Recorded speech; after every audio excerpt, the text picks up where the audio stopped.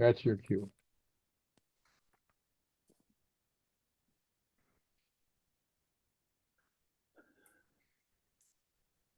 There, microphone's on. Yes, I can't get you a full screen right now. sorry, we can see you. Oh, well, that's okay. As I always try to start out with, we like to do something to keep the opening ceremony from just being a recitation of the Pledge of Allegiance. It becomes boring and meaningless. So I have a list of little things to say to introduce the, start the meeting and to introduce the Pledge of Allegiance. So if you will join me, oh, that's part of the text. If the flag is in the right position, I can't see because I can't see myself. It's Back good. it up a little. Hold it a little higher. Bring it up a little. Yeah, that's Perfect. good. Okay, our flag is bright with cheer, brilliant with courage, and firm with faith. Let us recognize this with our sincere pledge today. Please join me in this Pledge of Allegiance. Scout salute. I pledge allegiance to Allegiance. the flag The flag of the United of the States United of States America, of America. and to the republic for which it stands, one nation under God, indivisible, with liberty and justice for all. Two. And then to remind ourselves as well of the goals, not just the goals, but the principles we are trying to inculcate in the youth as well as our fellow adults, and the values that we are trying to teach. Please join me in first the Scout oath and then the Scout law. Scout salute. On my honor, I will do my best, do my duty to God and my country, to obey the Scout law, to help other people at all times, to keep myself physically strong, Mentally awake. awake, and morally straight. Scout law. A Scout is trustworthy, loyal, helpful, friendly, courteous, kind, obedient, cheerful, thrifty, brave, clean, and reverent. Two. And thank you all for joining us for this monthly roundtable. We're all on rectangular shaped screens, but we're all joined together to do information sharing and supporting of each other as leaders in our district, especially with our units. So I will then pass on to well, our district leader, district chairman, Steve, if you want to start, you have anything that you want to say? Yes, I'm sharing the screen. We've got a PowerPoint. Can you see the PowerPoint? Yes. Is it affirmative? You can see the PowerPoint? Yeah. Okay. So just several announcements. We get some important upcoming dates, upcoming activities. On May 9, we're having a combined district annual meeting, recognition event, and the district program kickoff that's taking place at the First Baptist Church of Arlington, and we'll have some more details on the next screen. And what's important, well, we'll cover those on the next page. Then on May 4, which actually comes before the annual meeting, Saturday, May 4, is the District Pinewood Derby. For every pack who has their own Derby champions, they'll face off against each other at the District Pinewood Derby. That's also in Arlington, but at the St. Camillus Parish. And then June 8 and 9, we have the Introduction to Outdoor Leadership Skill, which is an overnight training for adult leaders in the Scouts BSA program. It's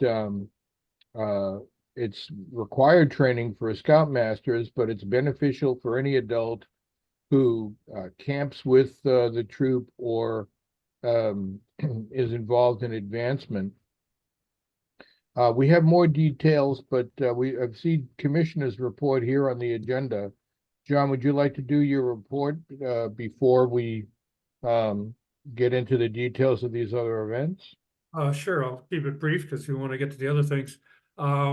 We have a new commissioner almost on board. He is a former scout from the troop, I forget the number now, in Malden. 109, What's that? 109, John. It was yours, 109, yes. One of mine. It was yours, one of yours. He actually took the commissioner training at Commissioner College last Saturday. Oh, excellent. Good for him. And the national record keeper system is right on me to try to finish his onboarding, which is a new process that I wasn't even aware of until about a week ago. And we'll get him officially up and running. I don't know for sure what he's most interested in doing, but he's a young fella and he's an Eagle Scout. So he may want to choose something other than being a unit commissioner, but we can use everyone we can find for that function. I think he wants to learn the whole spectrum, John. He probably does, yeah. So we'll see what he can do. The other newest person did not go to the Commissioner College. I don't think he was available for it. Can't remember his name right now, from Belmont. But there is online training, so we're gonna get moved. There is a new council commissioner, and he's gonna be holding commissioner meetings, cabinet meetings every month instead of every once a quarter. So he's hitting the ground running, and it's going to be cracking the whip. He'll be looking for lots of information. Other than that, we can always use more commissioners. If anybody knows of anyone from any unit in our district, or it doesn't have to be from our district, anyone, anywhere that wants something else to do in scouting, maybe they finished off their sibling or their child has already aged out or followed the trail all the way as it can till they age it out. We'd be happy to have someone who's interested in participating in scouting in an adult capacity consider being a unit commissioner or a roundtable commissioner or some other things we can plug them into at the district level. So thank you with that.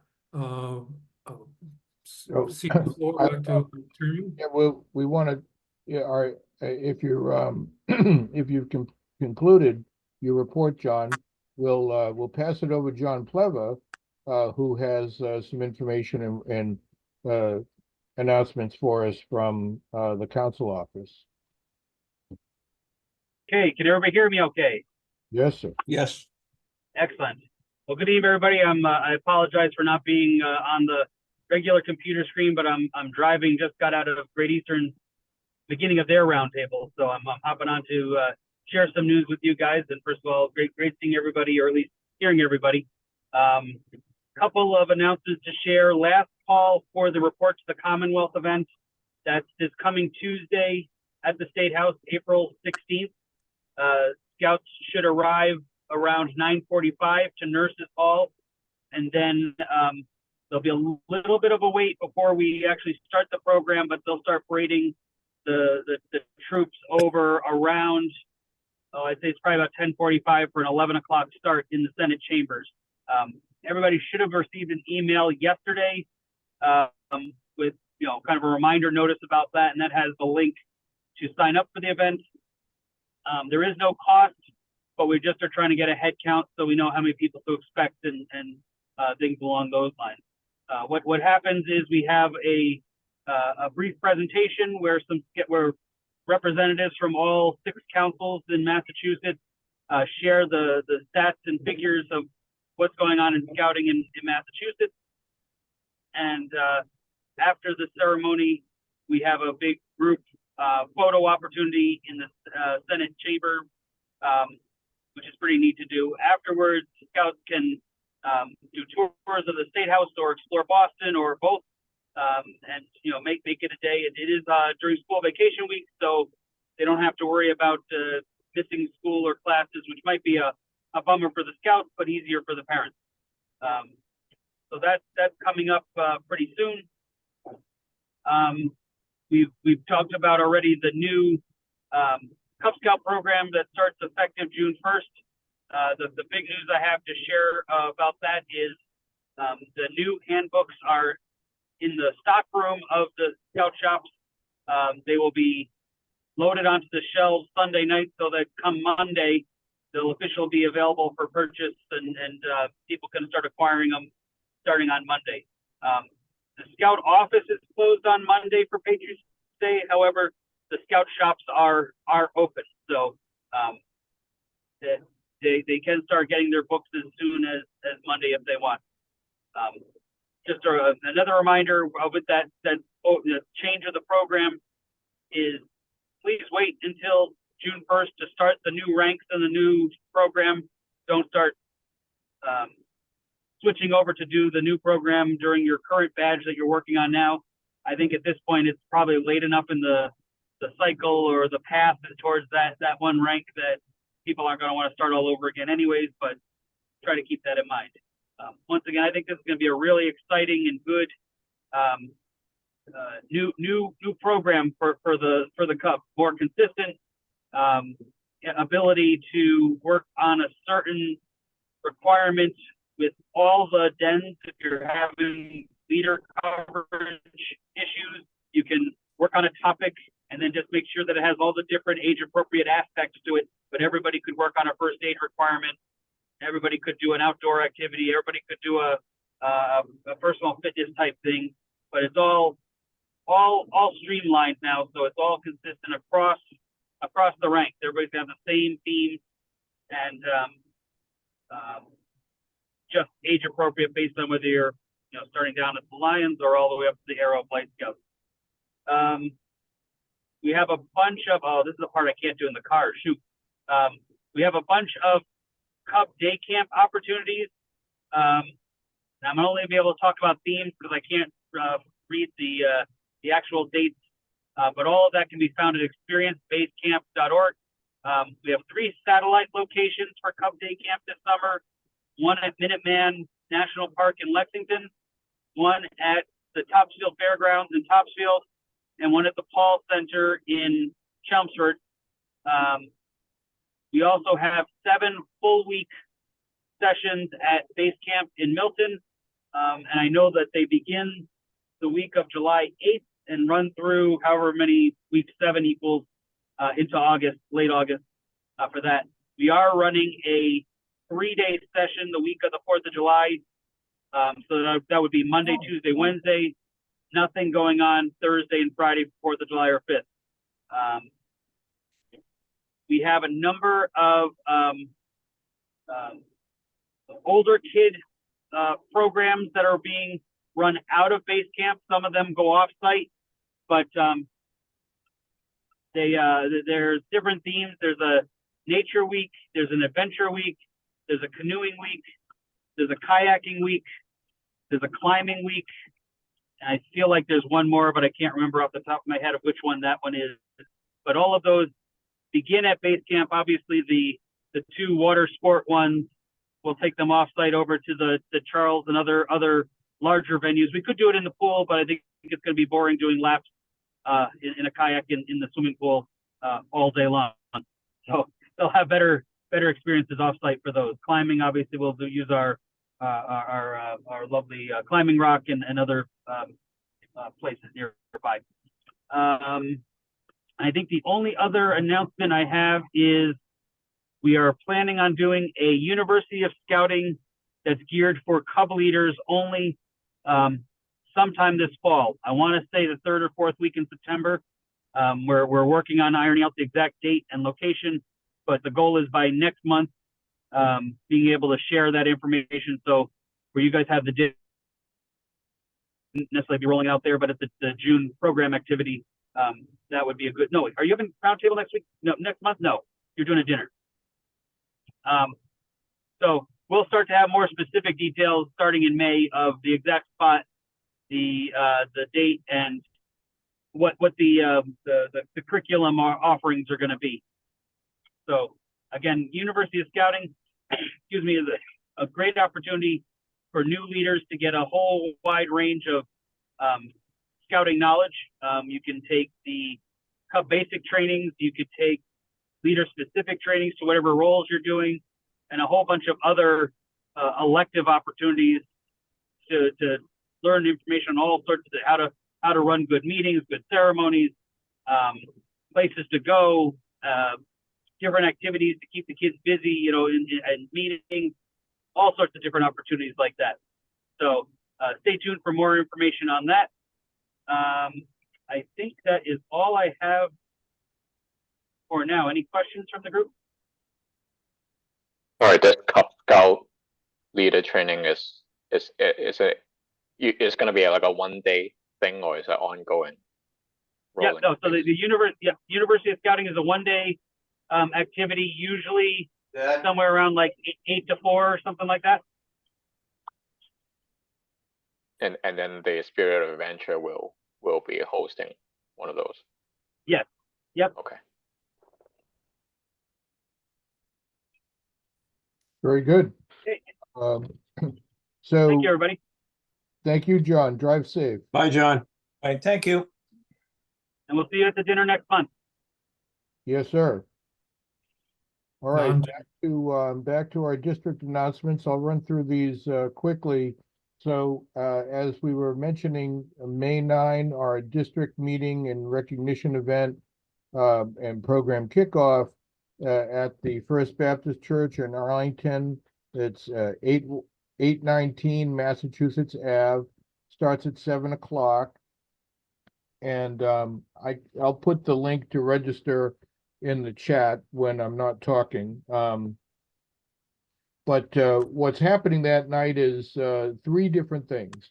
We're conducting our annual meeting, which means where the district members at large are electing the district chair and the new slate of district members at large. And as a advance notification, Mr. Tumblin will be standing for election as chair of the district as I step down after 4 years of happy to serve. But I've relocated, and so it's time to pass the baton. John has been our district advancement chairman from, I've lost track of how many years now, John, in this year's Oh, second. this is my second tour. Since 2012, I've got like 8 years.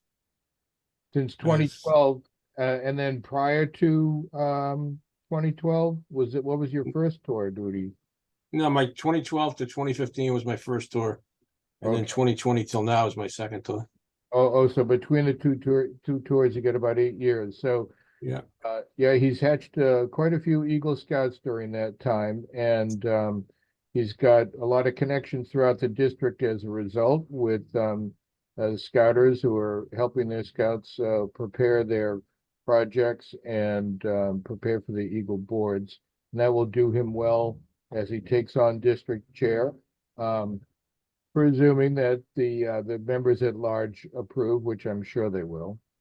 We're also going to recognize our fellow scouters for their outstanding work. And I'll get to more of that in a moment. But then the third part of it is the program kickoff, where we share information about the activities at the district level coming up for the 2024-2025 Scout year. Simple things like the Klondike Derby and other activities. So now more detail to share with you. We've got our 2 honorees for the District Award of Merit, Kristen Butler, who's on the charter for Pack Troop and Crew 3 from Somerville, and Brian Player. She's also a member of the District Advancement Committee too. And a member of the District Advancement Committee, and Brian Player, who's with Troop 313. And we will be singing their praises on May 9th,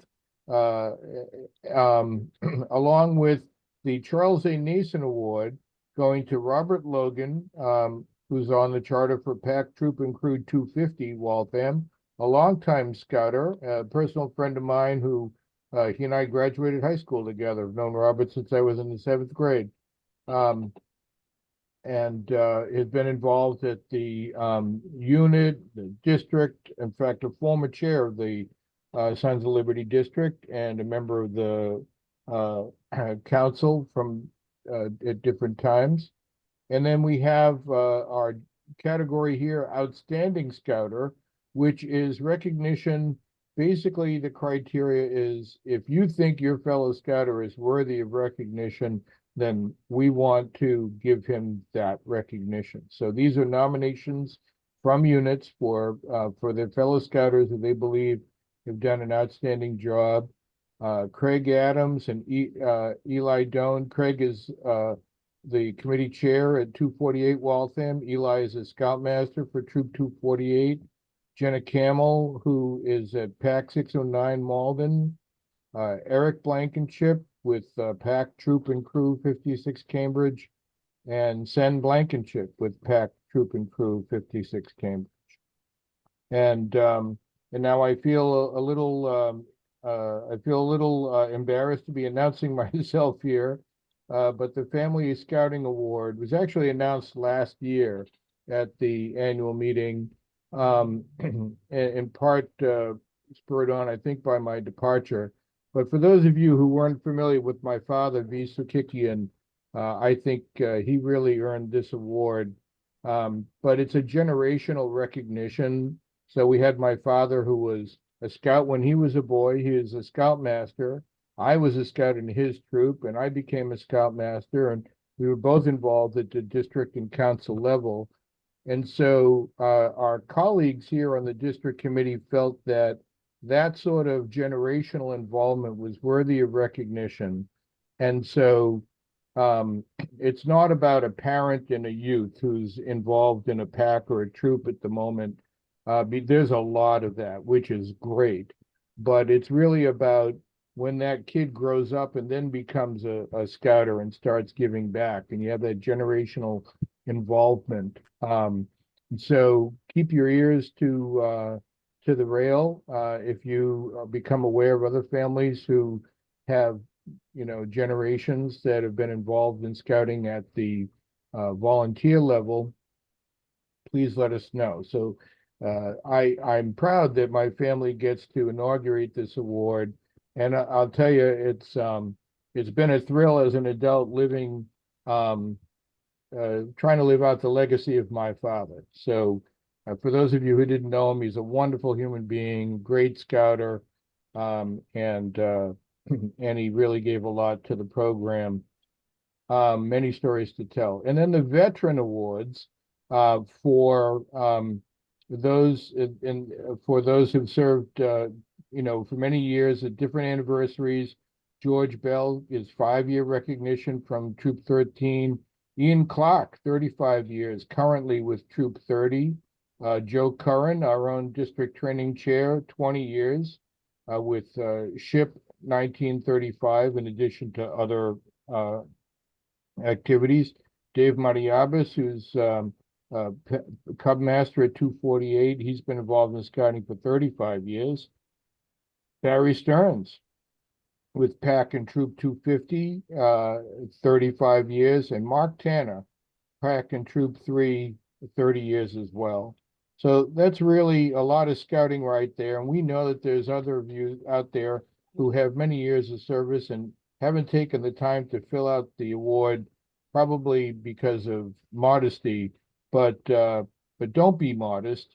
You deserve the recognition, but more importantly, you set an example to others by displaying those Veteran Service Awards, having your name called out, and others can realize that, this volunteer service really has meaning to people for many years, and you set an example for them to follow. All right, I'm done. I'm going to kick it back to Mr. Hanson to start off with our roundtable subject matter and junior leader training. Hey, Steve. Yes, sir. Okay, Joe, yes. Come on in, Joe. Hey, just real quick, Steve, where you mentioned the Veterans Award, if anyone is due a Veteran Award and they want to fill out it's a simple form. Just as a reminder, years as an adult as well as a youth, excuse me, also count towards the number of years. Very good.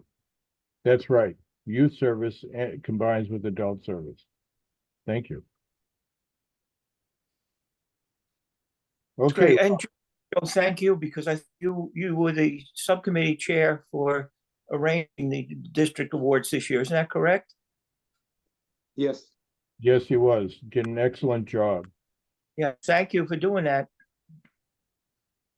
Okay, well, the breakout tonight has to do with junior leader training, and we're a little bit short. Joe Curran unfortunately called in sick just before the meeting, so the part of this is going to be ad-lib by me.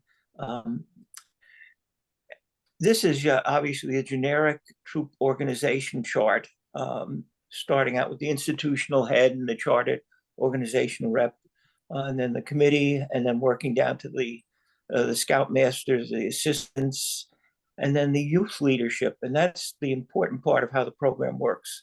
I've always felt the two most important jobs of a scoutmaster are first, safety, and second, the training of the junior leaders so that the troop will function in an appropriate fashion.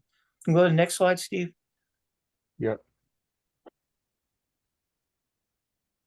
Okay, so this is where I think we can all put some input here. First question I have for everybody is, how often do you have elections in your unit?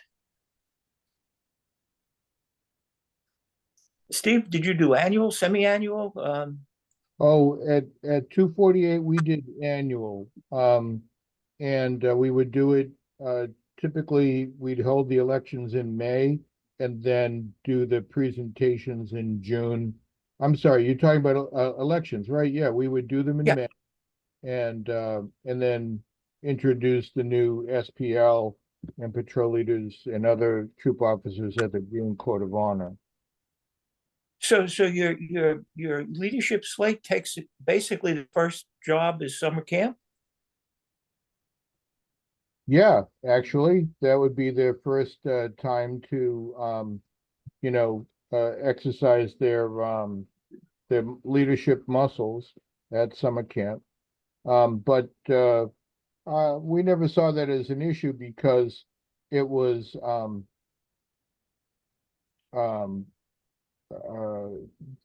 your SPL isn't a rookie to begin with, right? They know the ropes and the other scouts know them. That's why they elected them.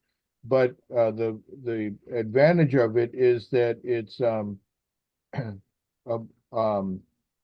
more of a bonding time because they're together for 7 days, 24 hours a day. It's an opportunity for the new SPL to really reinforce their role and to establish their rapport with the other scouts now in a leadership position. And that can carry over into the fall. Joe, what about you? What in Arlington? What do you guys do? When I was a Scoutmaster 302 and then 313, we always did it twice a year. And kind of and even when I was a scout, it was twice a year. And I think generally the thought of that was instead of a whole year, give the opportunity that particularly if scouts have a fall or a spring sports so that they can't make the commitment for a whole year, a half of year will work out. Also gives the scouts an opportunity that if the senior patrol leader or patrol leaders, because we would, patrol leaders would be elected as well. Things didn't work out as well, gave the scouts an opportunity to re-elect the SPL or patrol leader, or the opportunity to make a change. Okay. Anybody else? Meredith, are you with a troop or pack? So I'm with the pack. My understanding though is that our troop does twice a year, I think fall and spring. Mhm. To give more kids the opportunity to lead. More opportunities for leadership that way. Yeah. Louis, what about you guys? I'm sorry, I don't think I've met you before.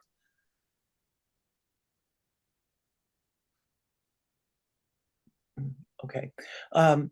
John Tumblin, Troop 11 and Troop 109, you can comment on both. Hi, what's up, Ron? What do we do for elections? We usually had one in September, and if we needed one, we had another one probably right after January. So you did 6 months and 11? Yeah. And then we had one for the summertime too. For Yeah, going to camp. Yeah, that's always the issue. How do you get somebody prepared to be SPL at a summer camp for a whole week? That's interesting. We in 109 kind of had it shifted so that they'd have a couple months experience before summer camp. Everybody elect every position? Every troop elect every position besides SPL? Patrol leaders and the ASPL, but the other officers, quartermaster, scribe, those other officers are really appointments by the SPL, by the book anyway. And so, but those would change over too, and that would be a conversation with the Scoutmaster and the SPL as to who would be best, who would be a best fit for those roles. And it would also be an opportunity to let these scouts, particularly if you're dealing with 16 and 17-year-old, you got a 16 or 17-year-old SPL, and you're telling them, who do you want to pick as a scribe or a quartermaster or something? It's like, well, you got to bring somebody along in leadership so that they're ready to take over or can at least be prepared to be to run for SPL. So who do you want to get involved in the leadership mix and give them a taste of leadership? Let's reach out to them and pick a younger guy to take a lesser role so that they get the hang of it. You brought up the 16 and 17-year-olds. I'm wondering, did you utilize Junior Assistant Scoutmaster? Oh, that's a great question. I always believed in the Junior Assistant Scoutmaster position, but I wasn't able to really make it work effectively. At one point, early on in my experience as Scoutmaster, I decided, well, once a kid has been SPL, if he's already 17 years old, for example, I'm going to make him an SPL or her. I didn't have, we didn't have girls in the troop at the time. I'm going to make him a Junior Assistant Scoutmaster because he's been SPL, probably a Life Scout working for Eagle, and day-to-day, or week-to-week patrol stuff doesn't need to go backwards and be a patrol leader. You want to give the younger scouts a chance for that. If you make them a Junior Assistant Scoutmaster, now they have this authority, they have this status where they can be a mentor to the SPL, they can be a mentor to the patrol leaders. And so I started doing that, and I found that the scouts just sort of thought of it as a badge of honor and didn't do anything. They didn't actively engage in the role of what I wanted them to do. So I stopped feeling I didn't do it automatically anymore. And I don't think I ever had anybody who was really quite eligible enough. And two, also, if the kid's SPL at 17 years old and then they turn 18, they're out of the troop. So enthusiasm doesn't really no Mhm. opportunity to really serve in a Mhm. functional role. Yeah, yeah, because that's kind of this, my perception too, was it almost like a version of a troop guide, an appointed position where you want them to mentor and teach. And I've used it, and the kids have done their part. I mean, they continue to participate, continue to keep trying to be good teachers, but they were like that before, so it gave them a nice badge. Yeah. John, do you, yeah. John, or do you guys have any comments on that? What about Uh, you? Did you guys do much with junior assistant scoutmasters? we had a couple, actually. I think Jonathan became one, didn't Josh? Yes, those are the two I'm thinking of. Yep. Yeah, and they, until they made Eagle, and then until they timed out of the troop, they were right there to be helpful and pushing people in the right direction and stuff. Yeah. I think it's a way to keep an older scout involved, especially one who's already earned the Eagle badge. Yeah. Okay. Well, how about we move on to the next one? Yeah, I assume everybody who's here tonight knows about this, that there are cards available for each of the positions in the troop junior leadership, with a succinct description of the position, what their responsibilities are, and such. And then the part that's kind of cute is the back of it, where they ask the leader, the adult, to kind of have a discussion with a prospective candidate about what they think success would look like for the troop, and also, well, what are the goals? What goal would that scout have to help get to that success? And I think that's a nice thing, because the scoutmaster can work with a scout who's considering running for a position, and get an idea of what the scout thinks that is, before actually being elected to a position. Okay. Then the next slide talks about how you can do this formally. Introduction to leadership skills for the troop. I guess there are different ways. People have different ways of doing this.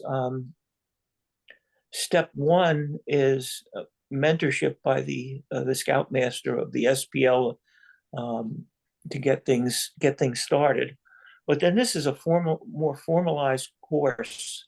It's usually done either as a weekend trip with a bunch of breaks in between, or on 3 separate nights,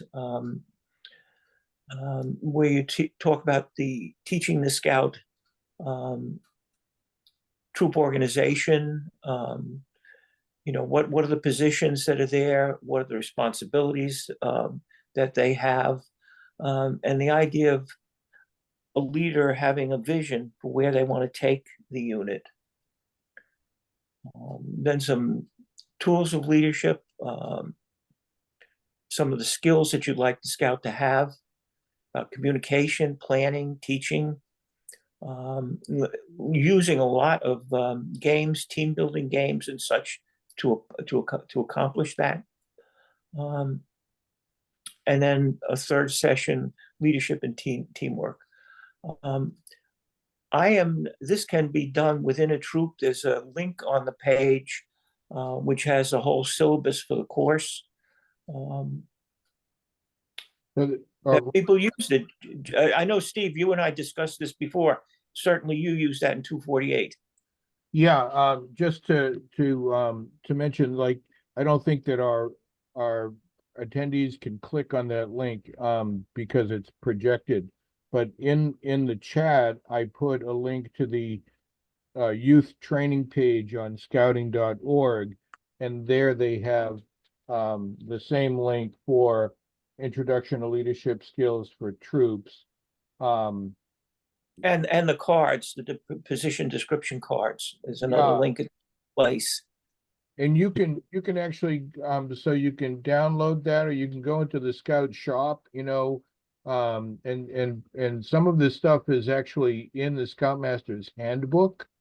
So you can purchase the cards that, if I go backwards a second here, this card here, you can, if you go to this link down here, the file store link, it's hard to follow from here, but if you go to the training page that I put in the chat, these links are available from there, and you can get a PDF that you can print out with these cards for each position: senior patrol leader, assistant senior patrol leader, quartermaster, scribe, chaplain's aide, etc., patrol leader. Yeah, they're all there. They're all there. They have them for the Even- district too. I found them the other day. Yeah, oh, really, that's good to know. But then there's also an instruction manual for the Scoutmaster to follow, with the instructions about, the talking points, what to say, what conversations to have with the youth. And as Ron was saying, team building games, to teach them certain things illustratively, like working together versus working individually. And it can be quite effective, and if you think it's not an effective use of your time because there's so much else going on in the unit, my reaction to that would be, it's, in addition to training the scout, or at least orienting them to what the expectations are, it's an opportunity for you to form a connection with that scout that you will need to use throughout their term, be it 6 months or 12, right? You have to establish a rapport with your senior patrol leader and with the members of the Patrol Leaders Council. In going through the introduction to leadership skills training with them, you teaching them establishes that rapport right off the bat. Right, right. It's a method, method. I wonder about, reading the booklet there. They recommend scouts repeating this, even if they, you have a re-election, they repeat it with the same thing. Is that the way you did it? Well, I would pick and choose. I would go through the ILST guide, and I would use those things that made sense, that I believe made most sense from my unit. I didn't do the entire curriculum. I focused on the parts of it that I thought were most helpful for the scouts that I had. Yeah. And I think it's important to point out that it's not, NYLT is, NYLT is, how do I say this? They're different skill sets. A different skill set. NYLT is a different skill set from introduction to leadership skill. NYLT is almost like Wood Badge. The difference between Wood Badge and introduction to outdoor leadership skills for the Scoutmasters, right? One is more hands-on, doing skill training, advancement stuff, and the other is more about small group dynamics and managing your scouts and running your organization, whereas ILST is about running meetings, planning and preparing, versus NYLT is about small group dynamics and being a leader and, that sort of thing. So it's much Right. And it's interesting because that was my experience too. You have to pick and choose which parts of this thing work effectively in your unit. We had a small unit, so it was much more of an individualized type training rather than a course. Joe, now your troops were pretty big, aren't they? Yeah, both about 30, 35. And we did in 313, because there's ILST, it has, grown, morphed, over the years. But in 313, we, pretty much kind of followed the syllabus. And we would invite all of our youth leaders, SPL, ASPL, whether they were quartermaster, scribe, whatever, patrol leaders and assistant patrol leaders. And those that, were able to make it, that would be great. We'd have the scouts go down to the church where we meet on a Friday evening, do a couple of sessions, and then they would kind of, play some games and have a sleepover in the church hall. And then Saturday morning, Friday we'd have pizza, Saturday morning breakfast, and then we'd, continue with the course, and we'd finish up about, mid-afternoon or so. And, if a scout wasn't, if he wasn't, if he attended, say, as a assistant patrol leader, he still, got information and was, able to do things with the other youth leaders and kind of brought them to together. But, doing, it helped prepare the scouts for, hey, the next year when he was patrol leader, or maybe, 2 years when he was senior patrol leader. And we would actually have scouts who did the course, 2 or 3 times. And what we would do is those scouts that, attended, at least once, if not twice, we would get them more involved, and they were running, more and more. But like the very first year, it was kind of a little more adult until we got the scouts up and kind of used to it. And then we were able to each year step more and more back, and it was, all scout run, which was really nice. That is wonderful that you had that kind of continuity, that you could do that evolution to have the training run by the youth. That's spectacular. Yeah, that's great. That's great. What do units do if an elected leader doesn't fulfill their responsibilities?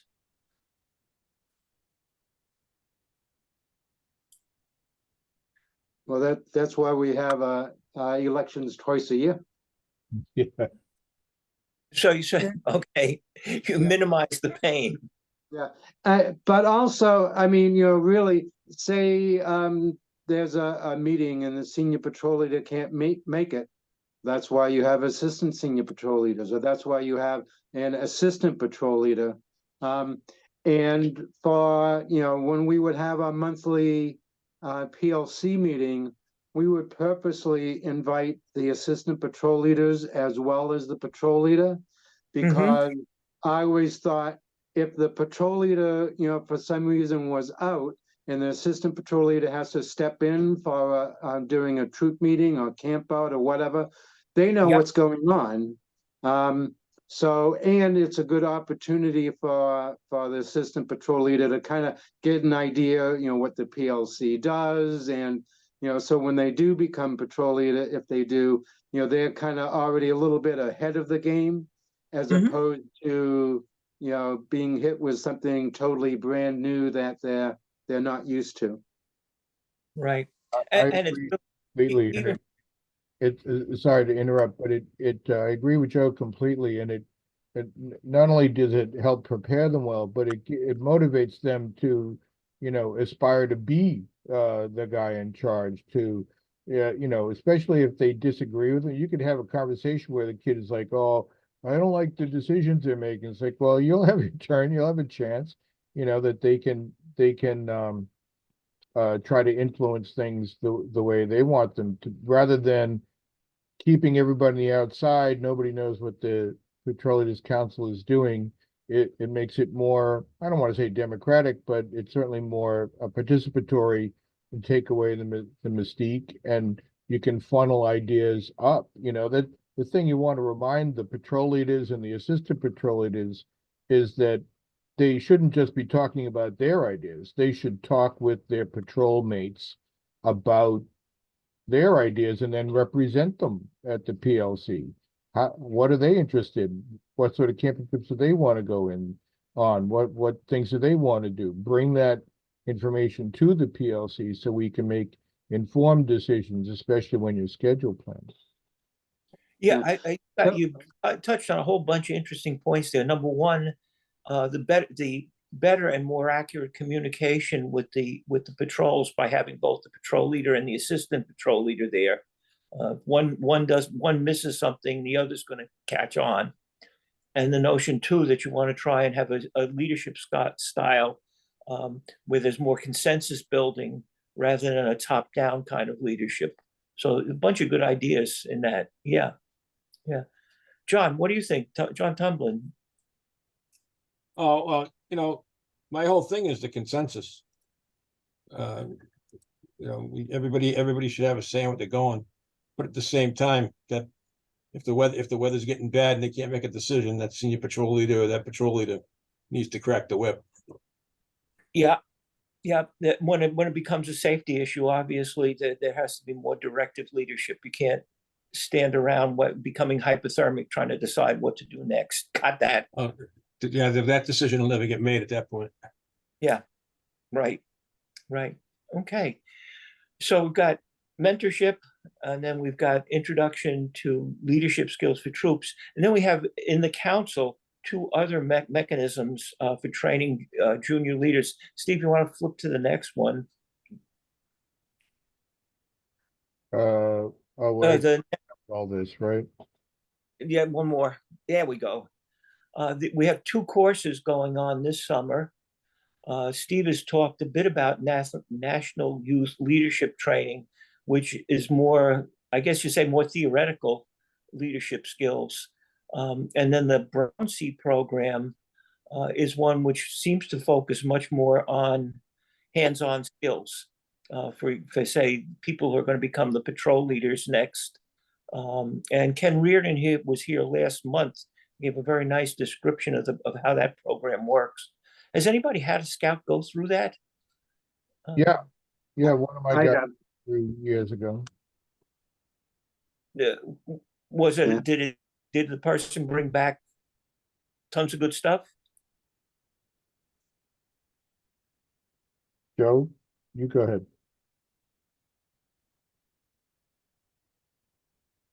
Joe? I Oh, enjoyed it. Yeah. I'm sorry, I thought you were talking to Steve. Yeah. Yeah, we've had a couple of scouts go, and I actually liked it. NYLT is good, and it teaches leadership skills, and that's fine, that's great. But Brown C seemed to focus more on the skill side, but not just hey, this is how you start a fire, or those type of scout skills, but it was okay, how can you take this scout skill, bring it back to the troop, and present it in a way that scouts are able to learn by not even realizing that, oh gee, they're learning a new skill, or that they're doing advancement, or making the program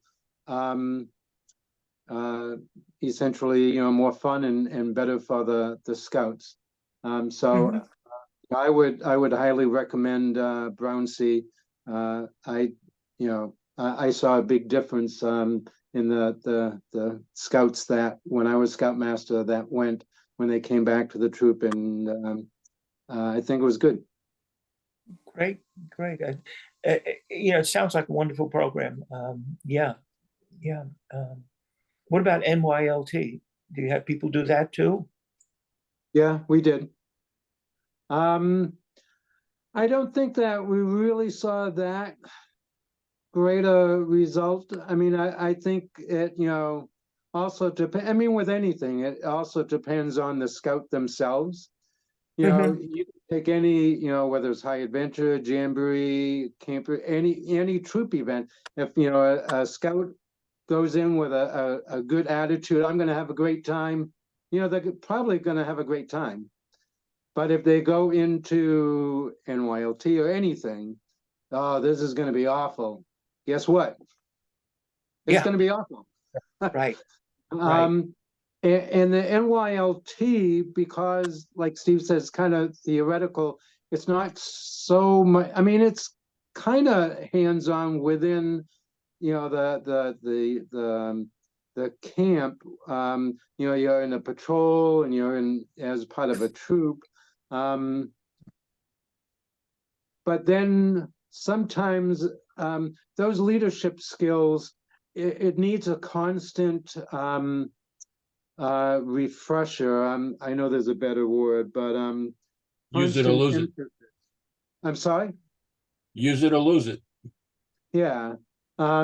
Whereas, you know, the hey, we're gonna do whatever, not send some, oh, hey, at Brown Sea, we played this really fun game, or, you know, we did this to, you know, teach the scouts, you know, how to do it. You know, that's easier to remember, but always remembering about, you know, sharing leadership and communication, and those, you know, leadership skills that they teach at NYLT are great, but they need a constant reminder for the scouts, and that's, you know, the important job of the Scoutmaster. Yeah, it's the leadership, and even for the adults, it's a constant reminder. Yeah, I think that's a great point, Joe, because, you know, these are teenagers we're talking about after all. And oftentimes, the kids that I've sent to NYLT, and we used to have our troop pay half the fee, because we would tell the scouts that to be elected as SPL, you have to be star or above, and you have to have NYLT or promise to take NYLT, you know, before September. So we would pay for half the course, so as not to frustrate the parents. And often they would have a good experience personally, you know, make friends and just have fun doing this, but they found it difficult to then translate what they learned into the troop meetings. And, you know, so you had to talk to them and say, so listen, when you were doing this at NYLT, right, how does that affect what you're doing here with the troop, and really, you know, bring it out of them? Yeah. I mean, our scouts, we had a couple who did NYLT over the years, and it was just that. It was, they seemed to have trouble translating what they learned there to the actual on the ground activities in the troop. And they were great teachers to start with, you know, so it didn't seem to be a huge change in behavior. Well, wasn't that when they went to, I think it's because when they went to NYLT, it actually functioned as a troop. Whereas you come back to 109, we had 16 kids all the time. You know, we didn't have a full troop and active patrols and stuff. Right. Everything had to be adapted to the size of the unit. Yep. Yep. Something that I used to do at 302 is we would kind of block out like the last 10 minutes of our PLC meeting, and I would take that 10 minutes, and we would kind of go over with the PLC members, whether they have been to NYLT or not, you know, a specific, you know, leadership skill, whether it's, you know, communicating or representing the group, or there's, you know, so many. I mean, it used to be effective teaching, and now it's edge, and it's, you know, evolved so much over the years. But that, you know, just spending that, you know, 5 or 10 minutes, you know, once a month, you know, keeping those, you know, skills kind of, you know, in the mind of the scouts. And sometimes I would ask the scouts, hey, you know, for next month, what skill do you think would be helpful to kind of, just to touch base on? And so they would, come up with some suggestions, and it seemed to help. So training isn't just, once, a year with NYLT or Brown C. It really needs to be, and I'm assuming you're going to get to that, Ron, constant. Yep. We had a fairly standard protocol. The junior leaders would assemble about 15-20 minutes before troop meeting started and have a run through what the plan was, and then a brief debriefing at the very end of the meeting after people were on the way home before we put the flags away. So yeah, trying to reinforce what they learned by constantly going over what happened, what worked, what didn't work. Okay. So we had the other thing, which was Joe's suggestion, is to talk a little bit about a position that you don't hear too much about, the den chief. This is a Scouts BSA member who will commit themselves to work with a Cub Pack and be a good vehicle to establish good relationships with the pack and with the Scouts who will be transferring into the troop at some point. It's important. There is online training available for that too. And the link, I guess, Steve, you put this in. Thank you for the online den chief training. Whoops, have everybody used that particular position? I know we have in the past. Steve, is that a regular position in 248? To my great frustration, no. The only time that we had anybody who actually wore the den chief ribbons, it was when their parent was involved with the Cub Pack. They had crossed over, but their parent was still involved with the Cub Pack, and they they basically used their kid, but it was the right way. They were like, I need help, and you're going to help me. So the scout didn't have all that much choice in the matter because their parent was really demanding it, but they did it, and they did it, they tried to do, decent job. I mean, I wouldn't say that they were, getting all A's, but they made an effort. And it did help. So no, it was frustrating for me because I couldn't interest the Scouts in adding another meeting night to their week. Right. We met on Mondays. The packs met on Thursdays. They didn't want to go out another night of the week to another meeting. Especially not the night before school tests. They do them on Fridays. Yeah, very often. Yeah.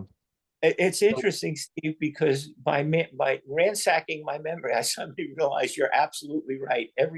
The den chiefs I had a parent who was also leading a den as a Cub leader. So you're right. Yeah, I would just add to that. I mean, I kind of had the same thing. Really did not have many den chiefs. Unless there was a scout who really wanted to do it, and usually, yeah, there was some connection that the parent was the den leader. But my feeling, I never really kind of pushed it a lot, unless the scout was really interested in doing it, and that was because having a den chief is fantastic to help recruiting, and hopefully those scouts will, cross over to the troop. But the opposite is true as well. If you have a bad den chief who doesn't show up or isn't helpful to the den leader, or various issues, that's not going to work very well for how those Cubs or Weeblos and the parents are going to view the troop. So Mhm. I always thought that if you're gonna have a den chief, there needs to be someone who, wants to do it and has some incentive to do, at least, try to do a good job the best that they can. Meredith has her hand raised. She wants to say something. Yeah, hi. Our pack, last year, I was the parent who had the scout that had graduated out and needed extra hands to help teach a bunch of bears how to pitch tents. And it ended up being a really good fit. The scouts really responded well to my son. Um, he's now a patrol leader and doesn't have as much availability, but we actually had one of our den leaders for one of our oversized dens actually reach out to the troop and ask if they could get a den chief, because they needed extra set of hands. They weren't feeling super confident in some of the material that they had coming up. So now they have um, a den chief who, again, because it's a leadership position, she's one of 4 girls in our girls troop. So it's hard for them to get all of the leadership positions that they need for the ranks. So this was a great fit. She loves working with the younger kids. The younger kids really respond well to her. Her favorite thing in the world is skits and songs, and they're jumping into their requirements for that now. So everybody is really pleased with the fit. That is wonderful. That's a wonderful situation you're in. That's great. Meredith, Thank you. Meredith, how did that recruitment conversation go? I mean, With the den chief, yeah, so it was sort of happening from multiple sides simultaneously. There was a conversation at the den level, feeling like, boy, it would be great to have an older scout, and then realizing that the den chief position existed.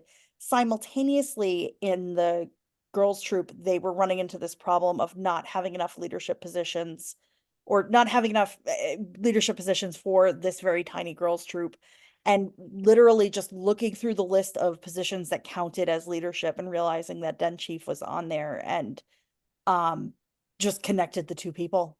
And it kind of fell into place. But now we're singing the praises of it for the pack. So I think more dens are probably going to consider it moving forward. so it filled a need. Yeah. Yeah, I think that strikes a chord with me because, even in a modest troop with like, I mean, we usually had somewhere around 20 or so odd, maybe a couple of dozen kids on the roster, and even any given meeting could count on 12, but I might have 16 or 18 kids on a given night. But it was big enough that you had patrol leaders and you could work out these other positions. I know that we had John Tumlin can speak to this. In fact, he was in the room at the time. I wasn't there. About a girl doing her Eagle board and asked for feedback on her experience. Said that because the number of the girl troop was so much smaller than the boy troop, and they felt like their leadership roles didn't count as much as the boy troop, which is a different issue. But but having den chief be, something that they can really take pride in and shape the crossover is, that's different. Yeah. Yep. Good point. Good point. Okay. All right. Last thing we typically have at the end, we have some advancement news. Mr. Tumblin, you want to? Sure. First of all, our video is up on the district webpage. I had to put the bear in there for you. Thanks. I like that. So I used to be a bear. And and anybody that's, even first class and above, check out the video. It talks about the Trail to Eagle and what we expect you to do. The biggest part is, don't wait till you're 17 years and 2 months to do your project. Start your project when you first make Life Scout. That's the biggest thing. And then there's been, actually, I think we ran out of Eagle candidates last month. There's nobody in the queue. Actually, maybe we just put one in the other day. And We seem to be getting an influx of projects lately. And so we're moving right along. The other thing I wanted to say is, we're gonna come up with maybe one night a month where we're gonna have what we call open mic. We'll be there, we'll be around to answer questions on advancement, especially like Trail to Eagle and stuff like that. We're gonna try and make ourselves more available for candidates going to Eagle. So that's about all I got for now. Okay, I think it's really important because everybody on the advancement committee wants to try to help any way we can. Bounce ideas off us, talk with us, and hopefully help things help the scouts smooth their way to Eagle. Thank you, John. Thanks, Ron. Okay. I think that's it for tonight, folks. Any feedback from anybody? Okay, Steve, take it away. Well, I appreciate your attendance. And please, feel free to reach out to Ron and suggest topics that you want presented, addressed during Roundtable, or just ask him for advice generally.